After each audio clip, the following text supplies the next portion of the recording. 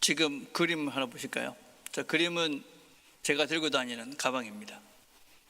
그 5,000원짜리인데 세일해서 2개가 5,000원입니다. 제가 한 3년째 들고 다니는데 3, 4년 된 것 같아요. 아주 가볍고 튼튼합니다. 저 안에다 제가 이제 그 책도 넣어가고 다니고 물도 넣고 이렇게 다닙니다. 여러분, 만약에 저 안에 있는 책하고 그 가방하고 어떤 게 더 가치가 있겠습니까? 당연히 가방보다는, 그죠? 책의 가치가 있겠죠, 그죠? 근데 만약에 여러분들이 500만 원짜리 가방에다가 성경책을 넣고 갔다. 어떤 게 더 가치가 있습니까? 가방에 가치 있다 이러면 곤란한 분입니다, 여러분. 예. 돈으로 모든 것들을 이렇게 가치 기준을 잡는 참 문제가 있으신 분입니다, 여러분. 당연히 성경이 가치가 있죠. 안 그렇습니까? 예, 성경이 가치가 있는 겁니다, 여러분. 예. 그런데 2개 중에 하나를 선택해라. 어떤 걸 선택하실까요? 예, 참 곤란한 겁니다, 지금, 그죠? 우리가 분명히 가치가 성경은 있다 생각하는데 여러분들은 아마 500만 원짜리 가방을 선택할 가능성이 훨씬 더 많죠. 가격과 가치는 다른 것이죠, 그죠? 여러분, 같은 돈을 써도 가치는 다르죠. 100만 원을 가지고 마약을 사 먹는 사람하고 100만 원을 가지고 불우한 이웃을 돕는 사람은 그 100만 원의 가치가 완전히 다른 것이죠. 3만 원을 가지고 우리 산지에 있는 아이들 급식을 이렇게 제공하는 데 쓴 것과 3만 원을 가지고 여러분들이 커피를 마시는 것은 다른 것이죠. 물론 커피를 마시는 게 나쁜 건 아닙니다, 그죠? 또 하셔야 되겠죠. 그러나 그 돈의 가치는 다른 것이다 하는 것입니다. 돈을 많이 갖고 있다고 해서 가치 있게 돈을 쓰는 것이 아니고 가치 있는 삶을 사는 것도 아닌 것이죠. 그 돈을 어떻게 쓰느냐에 따라서 다르다 하는 것입니다. 여러분, 돈은 가치를 측정하는 도구가 아닙니다. 돈으로는 할 수 없는 가치들이 도대체 계산할 수 없는 것이 엄청 많죠. 그럼에도 불구하고 오스카 와일드라는 분이 이런 말을 했습니다. 요즘 사람들은 모든 것의 가격은 알지만 그 어떤 것의 가치도 모른다. 사람이 돈으로 모든 것들을 이렇게 가치를 판단하기 시작하면서 실제 가지고 있는 내적 가치와 진정한 의미의 가치를 우리는 어느 순간 상실해 버렸죠. 그래서 돈을 뭔가가 치르지 않고 돈이 되지 않는 그 무엇을 하는 것을 가치 없다고 여기는 이상한 세상이 되어져 버렸습니다. 그래서 사실은 이 사람조차도 지금은 이 돈으로 가치를 판단하기도 합니다. 여러분, 돈으로 사람들을 가치를 판단하기 시작하면 어떻게 되느냐? 사람은 더 이상 유일한 존재가 되지 못합니다. 돈으로 구입할 수 있는 도구적 존재가 되는 것이죠. 그래서 사람들을 함부로 대할 수밖에 없죠. 내가 돈으로 주고 샀으니까 내 것이다, 내 소유다. 그래서 갑질을 하게 되는 것이죠. 비인격적으로 사람을 대하는 것입니다. 전쟁이 왜 일어난다고 생각하십니까? 많은 이유가 있지만 가장 큰 것은 사람보다 물질, 땅, 이런 자원, 이런 것들이 훨씬 더 중요하고 더 필요하다 생각하기 때문에 그 물질을 소유하기 위해서 사람을 죽입니다. 그래서 많은 전쟁의 배후에는 인간의 탐욕과 권력과 물질에 대한 욕망이 가득하다는 것을 우리는 볼 수가 있습니다. 이 시대는 사람을 최고의 가치로 두지 않습니다. 그래서 많은 사람들이 서로 죽이고 죽고 경쟁하고 거짓말로 서로를 깎아내리고 이러면서 우리 모두를 아프게 하고 힘들게 하고 있습니다. 여러분, 지금 우리가 보고 있는 현실의 전쟁 같은 것들을 보면 조금만 생각을 해보시면 어떤 면에서 자기의 욕망을 채워줄 수 있다라고 주장하는 지도자를 잘못 선출해서 온 세계가 지금 신음을 하고 있습니다. 도덕적이나 윤리적으로나 도대체 지도자감이 아니에도 불구하고 자신의 경제적인 욕구를 만족시킬 수 있다라고 주장하는 그 사람을 선택해서 온 세계가 지금 신음을 앓고 있습니다. 여러분, 우리 성경은 과연 사람을, 하나님은 사람을 도대체 어떻게 여기고 계시는가? 어떤 존재라고 말씀하고 계시는가? 부활절 셋째 주는 교회력에서 선한 목자 주일이다, 그렇게 이야기합니다. 주님은 우리의 선한 목자가 되신다. 오늘 본문에 이런 말하죠. 나는 선한 목자라. 선한 목자는 양들을 위하여 목숨을 버리거니와. 예수님은 선한 목자신데, 이 선하다 하는 말은 단순히 도덕적으로 착하다, 그런 의미가 아닙니다. 이것은 아름답고 고상하고 목적에 가장 적합하신 분이다, 그런 의미를 가지고 있습니다. 목자로서의 역할을 완벽하게 수행하시는 분이다, 그런 의미입니다. 선한 목자는 어떤 분입니까?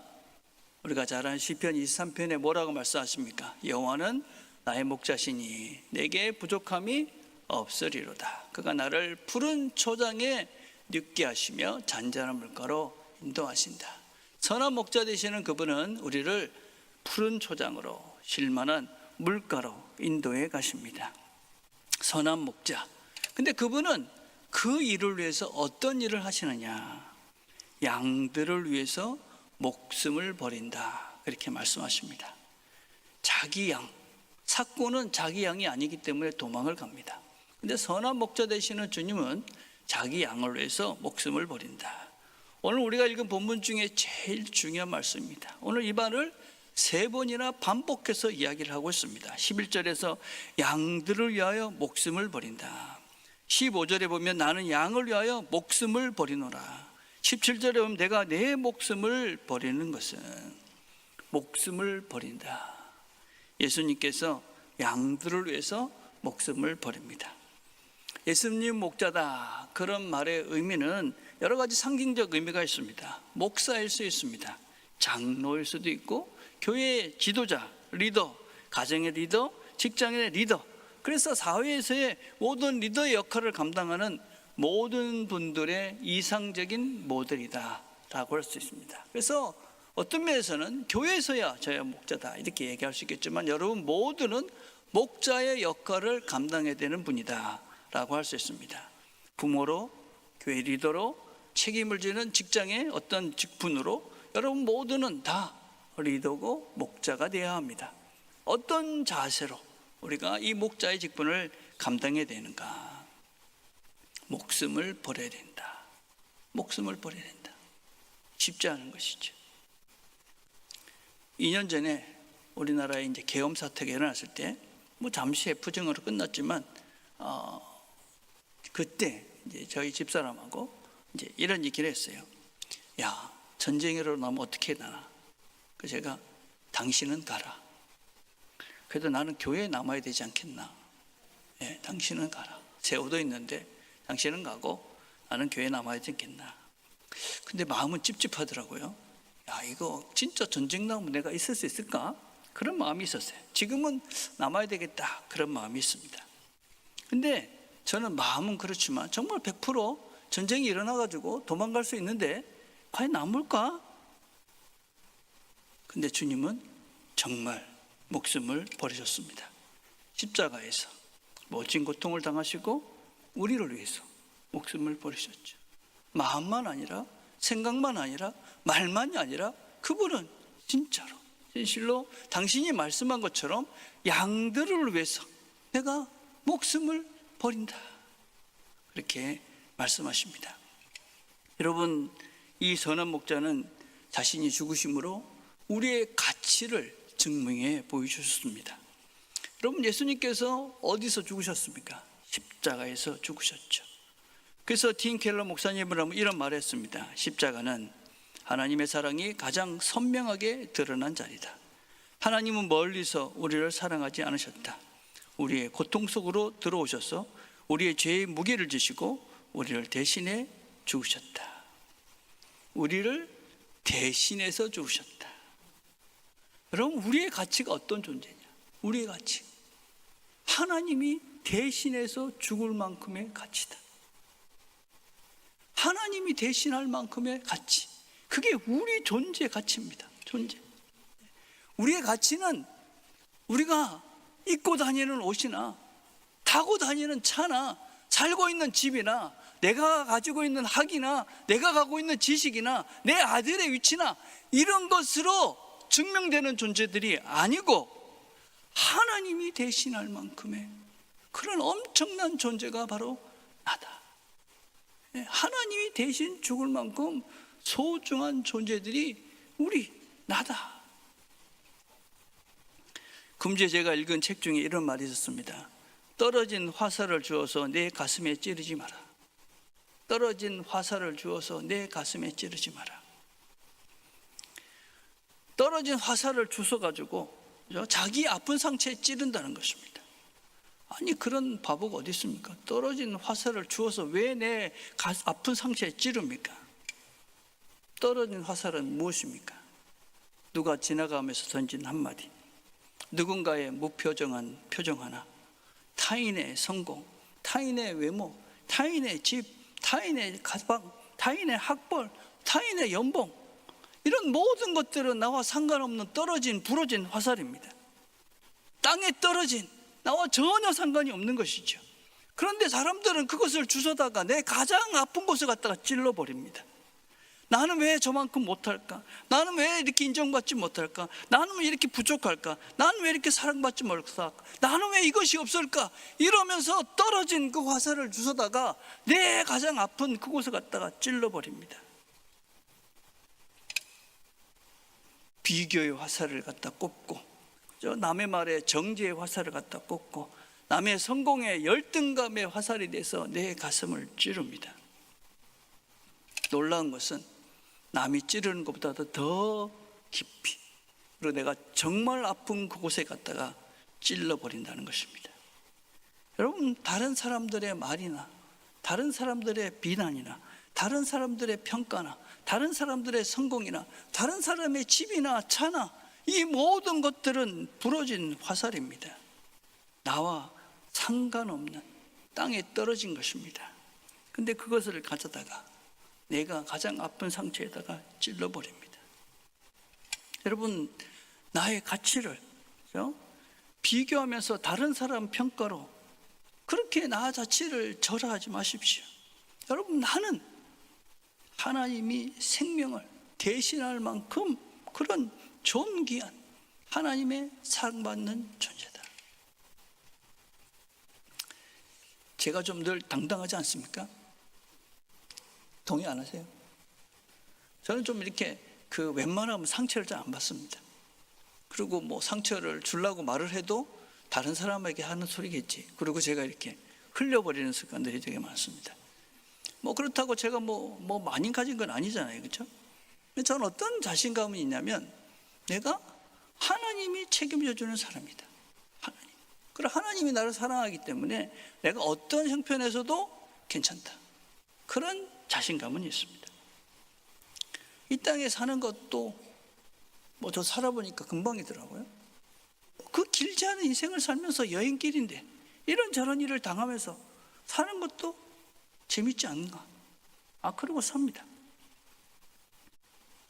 여러분, 우리가 짧은 인생을 살면서 여행길을 가면서 뭐 그렇게 다른 사람들의 말에 다른 사람이 가진 것에 그래 연연하며 살 필요가 뭐가 있겠습니까? 우리에게 주어진 영원한 나라가 있고 아름다운 천국이 있고 저 하나님이 기다리는 그 세상이 있는데 그거부터 알아보면서 내 집은 여기가 아니고 영원한 나라가 있어. 이러면 당당해지지 않겠습니까? 하나님이 우리를 그곳에다가 우리의 집을 준비해 놓고 계시고 기다리고 계십니다. 당당하지 않을 필요가, 이곳에서 잠시 사는데 여행 중에 무슨 호텔에서 자나, 그죠? 민박집에서 사나, 텐트에서 자나, 그게 뭐 그렇게 대단하십니까? 하나님이 대신해서 죽으실 만큼, 그리고 우리에게 영원한 집을 준비해 놓으신 하나님이 계시다. 또 여러분, 십자가는 우리의 가치의 변혁이 일어난 것입니다. 여러분, 십자가를 가만히 생각해 보십시오. 세상으로 생각했을 때는 어떤 것입니까? 세상에서 생각하는 그 십자가라는 것은 대단히 안타까운 것이죠. 슬픈 것입니다. 가장 낮은 그런 곳이 바로 십자가입니다. 실패의 자리죠. 죽음의 자리고 절망의 자리입니다. 모든 사람들이 피하고 싶은 자리, 그게 십자가의 자리입니다. 그런데 십자가는 우리에게 새로운 희망의 문이고 소망의 문이고 생명의 문이 여줍니다. 우리 십자가를 통해 무엇을 봅니까? 예수님께서 그곳에서 죽어서 실패하시고 그리고 죽음으로 끝나버린 그런 비참한 십자가가 아니고 그 십자가를 통해서 새롭게 열어가신 새로운 생명과 새로운 소망과 새로운 하나님 나라에 대한 영광을 우리는 십자가를 통해서 봅니다. 그래서 우리가 예수를 믿는다는 것은 십자가를 통해서 새로워진 그 세계를 사는 것이 바로 우리 신앙인의 삶이다 라고 할 수 있습니다. 그래서 우리가 십자가를 다 목에다 걸고 다니잖아요. 여러분, 그 십자가는 옛날에 그 가치를 생각하면 그거는 다 거부하고 다 피하고 그것은 누구나 원하지 않는 것이 십자가였습니다. 근데 지금은 목걸이를 하고 달고 다니지 않습니까? 십자가를 보면 뭔가 우리가 새로운 소망이 생기고 십자가를 보면 우리에게 새로운 힘이 생기고, 그래 내가 바로 용서받았던 저 자리야. 그래서 우리가 새로운 기운을 받고 새로운 삶을 살 수 있게 되잖아요. 그래서 십자가는 우리의 삶의 가치를 다르게 하는 것이죠.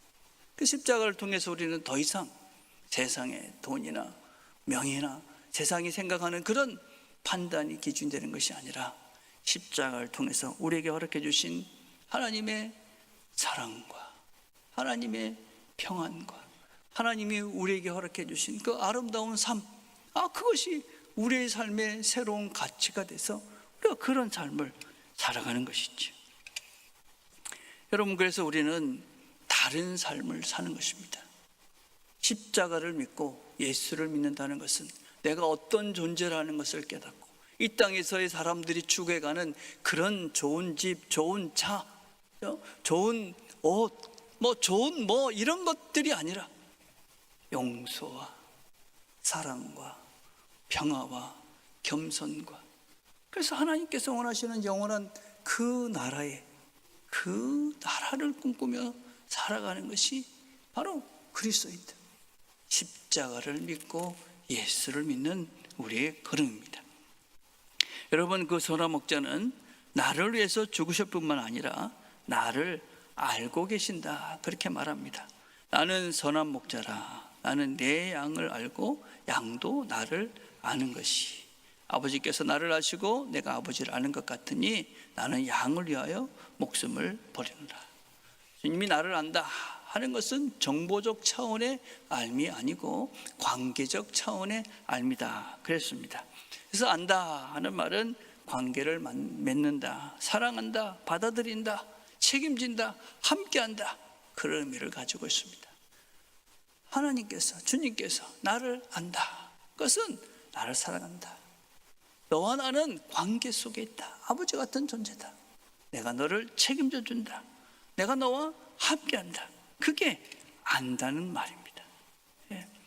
그래서 주님은 우리의 슬픔을 아십니다. 내 상처를 아십니다.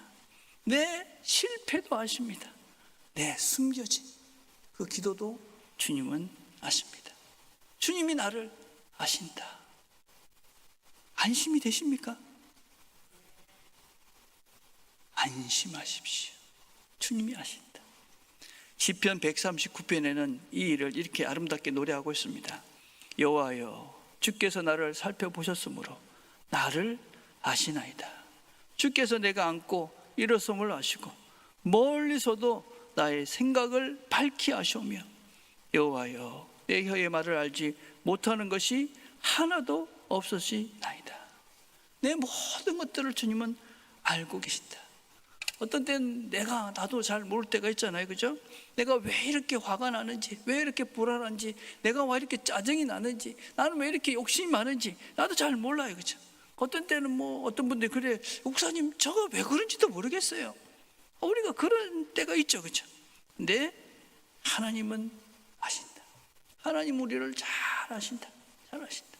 그래서 하나님께서 우리를 아시기 때문에 적절하게 잘 돌봐주신다. 하나님이 우리를 안다는 것은 관찰자가 아니다. 존 칼빈이 얘기했습니다. 존 칼빈, 우리 하나님이 우리를 아신다는 것은 그냥 그래 너 그런 존재구나, 네 이름은 뭐고 네 나이는 뭐요, 그게 아니고 그런 관찰자가 아니라 돌보십니다. 돌봐주신다. 하나님은 연구자처럼 아시는 분이 아니라 아버지처럼 아시는 분이다. 여러분이 다 부모님이 되보셨잖아요. 자녀들을 어떤 마음으로 돌보십니까? 그게 하나님 아버지의 그런 마음이고 하나님 아버지의 우리의 돌보십니다. 그래서 예수님께서 십자가에 오셔서 우리에게 보여주신 것이 무엇입니까? 이 땅에 오신 이유가 뭐냐? 하나님은 멀리서 그래 잘해라, 화이팅, 힘내라 그러시는 것이 아니고 우리의 현실 속으로 들어와서 우리와 함께 하시면서 기꺼이 죽음의 자리까지 오신 분이 하나님입니다. 히브리서 4장 15절 이렇게 말씀하십니다. 우리에게 있는 대제사장은 우리의 연약함을 동정하지 못하실 리가 아니요, 동정하다, 다 아신다는 말입니다. 모를 뿐이 아니다. 모든 일에 우리와 똑같이 시험을 받으시니로되 죄는 없으시다. 우리와 똑같은 말은 하나님이 다 아시는데 왜 나에게 이런 어려움이 있습니까? 왜 나에게 이런 시련이 있습니까? 이런 힘든 시간들이 있습니까? 그렇게 묻습니다. 근데 여러분, 하나님이 우리를 고통으로 이끄시는 분이 아닙니다. 주님은 우리가 인생길을 걸어가며 우리가 하나님께서 쉴 만한 물가, 그 다음에 푸른 초장으로 이끌어 가시면서 그 과정 중에 사망의 음침한 골짜기를 지나가고 있을 뿐입니다. 지나가고 있는 것이지. 하나님께서 우리에게 이끄시는 그 궁극적인 목적지는 어디냐? 푸른 초장이며 쉴 만한 물가죠. 그분은 우리의 선한 목자시기 때문에 결국은 우리를 그곳으로 이끌어 가실 것이고 우리는 그곳에서 쉬고 마시며 안식을 누리는 그것을 우리는 확실히 믿고 걸어가는 것이죠. 그래서 하나님이 우리를 그곳으로 이끌어 가시는 과정 중에 우리는 그 가끔 가다가 한 번씩은 왜 이런 고난이 있습니까? 왜 이런 시련이 있습니까? 주님이 말씀하시죠. 걱정하지 마라. 내가 너희들을 푸른 초장으로, 쉴 만한 물가로, 선한 목자가 되신 그분이 그곳으로 이끌어 가신다. 근데 주님은 우리를 아시는데 우리는 어떠냐? 오늘 보니까 양도 나를 아는 것이, 딱 양도 주님을 안다. 이게 우리의 문제죠. 그죠? 여러분, 하나님을 아십니까? 양도 나를 아는 것이, 하나님을 안다. 하나님을 안다는 것은 여호와가 나의 선한 목자가 되시는 걸 아는 거죠. 여호와께서 나를 기꺼이 푸른 초장에 인도하실 것을 아는 것이죠. 나를 쉴 만한 물가로 인도해 가실 것을 내가 아는 것이죠. 나를 궁극적으로 하나님 나라의 영광스러운 그곳에 끝까지 포기하지 않고 나를 붙잡고 가실 것을 내가 아는 것입니다.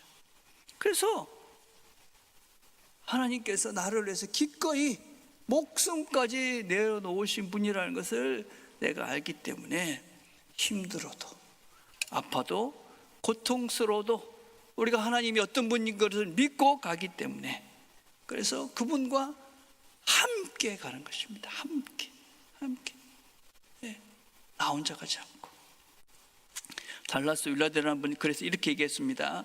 하나님을 아는 것은 하나님에 대해 생각하는 것이 아니라 하나님과 함께 사는 것이다.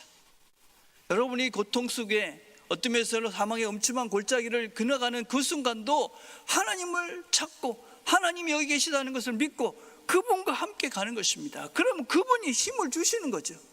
그분이 나를 이끌어 가시기 때문에 책임을 져주시는 겁니다. 그러니까 믿고 하나님이 힘을 주니까 나는 여기를 넘어갈 수 있어.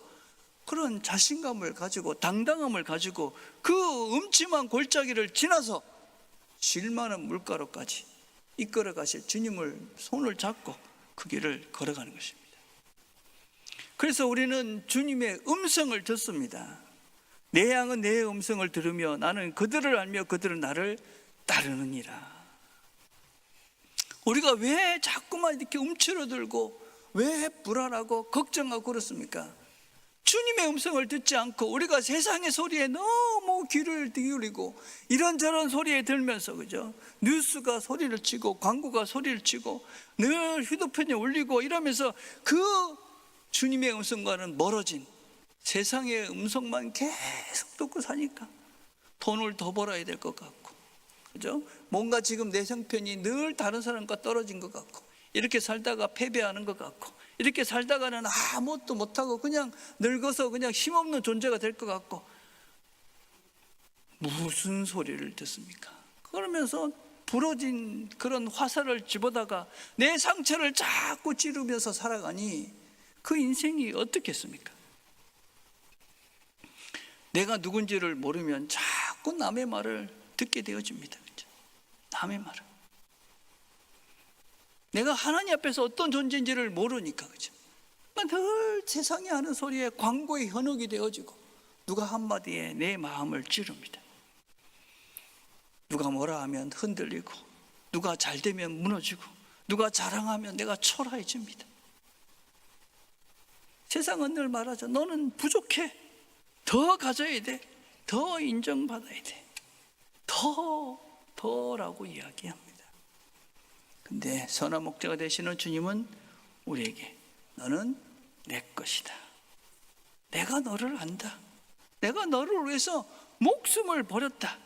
너는 값으로 매길 수 없는 존귀한 존재다. 내가 너를 사랑한다. 여러분은 어떤 소리에 더 오래 들으시고 또 집중하십니까? 누구의 말을 더 많이 듣고 사십니까? 누구의 말을 더 신뢰하며 사십니까? 누구의 말을 기준하며 살고 계십니까? 누구의 말을 듣고 사십니까? 나는 지금 누구의 말이 더 내 마음을 때리고 계십니까? 하나님의 말씀인지 길바닥에 떨어진 화살인지, 그렇죠? 여러분, 조롱하고 정죄하고 비교하고 비하하고 하는 이런 모든 것들은 부러진 화살들입니다. 하나님은 그렇지 않습니다. 하나님의 자리는 진리이기에 우리를 회복합니다. 우리는 비교하는 것이 아니라 감사합니다. 여러분, 감사는 화살을 다 무디게 합니다.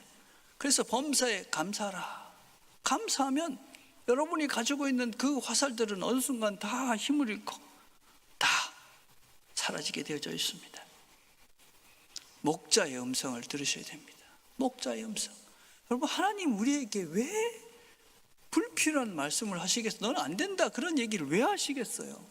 예? 여러분의 자녀들에게도 결코 그런 말을 하지도 않고 우리에게 그런 말을 하지 않습니다. 더 가지라고 바등대라고 얘기하지 않습니다. 말씀을 읽지 않으면 자동적으로 세상의 목소리가 내 안에서 크게 들립니다. 기도하지 않으면 비교하는 소리가 내 안에서 더 커질 수밖에 없습니다. 예배하지 않으면 광고가 복음처럼 들립니다. 매일 하나님 말씀을 들으며 나를 하나님 앞에 서가지 않으면 우리는 끊임없이 화살을 집어서 내 가슴을 찌르며 살게 되어집니다. 주님의 음성을 들으십시오. 양들은 내 음성을 듣는다. 우리가 하나님의 음성을 들을 수 있습니다. 마음을 열으시고 주께서 나에게 말씀하시는 것을 잘 들으십시오. 또 본문에서 16절 이렇게 말합니다. 또 우리에 들지 아니한 다른 양들이 내게 있어 내가 인도하여 할 터이니 그들도 내 음성을 듣고 한 무리가 되어 한 목자에게 있으리라. 예수님의 시선은 또한 우리만이 아니라 이 바깥에 있는 존재들에게도 있습니다. 여러분, 누가복음 15장에 보면 예수님께서는 잃어버린 한 마리, 99마리보다 한 마리를 더 소중히 여긴다 그랬습니다. 이게 주님의 마음이죠. 교회 나오지 못한 사람, 상처 가운데 있는 사람, 길을 잃은 사람, 복음을 듣지 못한 사람, 예수님의 마음은 그런 사람들을 향합니다. 그래서 우리도 그 마음으로 사람들에게 다가가는 것이죠. 전도는 다른 것이 아닙니다. 주님께서 그 사람들에게 그 마음을 갖고 계시니 우리도 그렇게 가는 것이죠. 그러니까 여러분, 전도를 특별한 것이라고 생각할 필요도 없으십니다. 전도는 뭐냐? 삶입니다. 삶. 내가 살아가시는 겁니다. 주님의 음성을 듣고 주님의 뜻대로. 그래서 여러분, 설교가, 그죠? 이 설교를 하는 것이 중요한 것이 아니라 우리의 삶을 어떻게 살아가는 것이 전도의 기본이다, 시작이다 할 수 있습니다.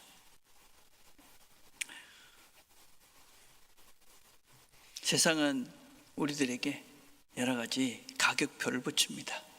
얼마를 버는 사람, 어느 학교에 나온 사람, 몇 평에 사는 사람, 얼마나 성공한 사람. 그러나 주님은 우리에게 그 가격표를 다 떼시고 너는 내 양이다. 나는 너를 안다. 나도 너를 사랑한다. 너도 나를 알고 나를 믿고 그리고 나를 믿고 그렇게 살라고, 그렇죠? 주님께서 우리에게 오늘도 말씀하십니다. 우리는 결코 계산될 수 없는 존재입니다. 하나님의 사랑받는 위대한 존재들입니다. 오늘도 선한 목자가 되시는 주님의 음성을 잘 듣고 마음에 깊이 새기고 돌아가십시오. 그리고 그분 안에서 우리의 참다운 가치를 회복하십시오. 그리고 그 하나님의 그 마음을 품고 세상으로 나가는 것입니다. 당당함을 가지고 하나님이 사랑하는, 하나님이 사랑하기에 대신 죽으실 만큼 존귀한 존재인 나, 그것이 우리다. 이런 확신을 가지시고 세상으로 나가십시오. 하나님이 우리와 함께 하시며 힘과 용기와 또 이 땅을 살아갈 수 있는, 승리하며 살아갈 수 있는 능력을 우리 모두에게 주실 것입니다. 기도하겠습니다.